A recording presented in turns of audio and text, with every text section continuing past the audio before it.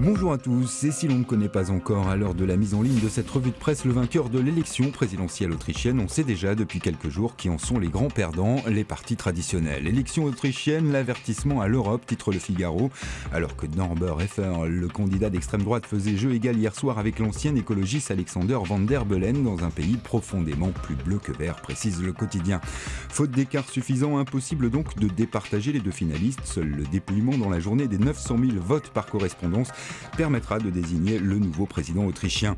Le Monde également s'inquiète de l'issue de cette élection et de son impact sur l'Europe. Le constat est sans appel, les deux partis au pouvoir depuis 1945 ont été balayés et ce crépuscule viennois démontre la défiance face aux élites européennes des Autrichiens, mais peut-être également préfigure celle des électeurs français en 2017 dans un scénario loin d'être négligé en tous les cas par les observateurs politiques.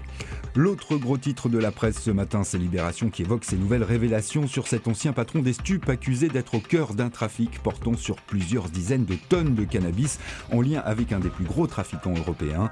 Pour rappel, les stupes en France, c'est l'Office central pour la répression du trafic illicite de stupéfiants, censé donc arrêter les trafiquants. Face à l'ampleur supposée du trafic, ici, Michel Néret fait figure de petit poisson.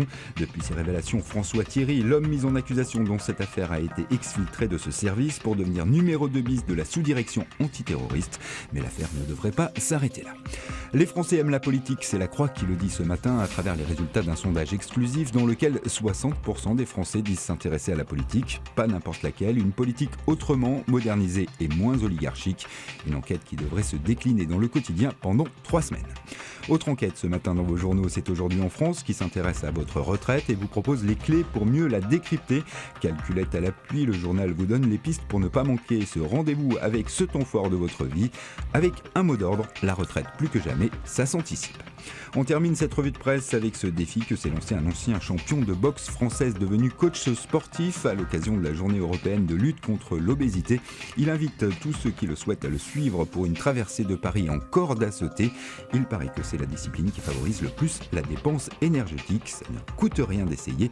Le rendez-vous est à 18h ce soir, place de la Nation. Ainsi va le monde aujourd'hui. Bonne lecture et bonne journée à tous.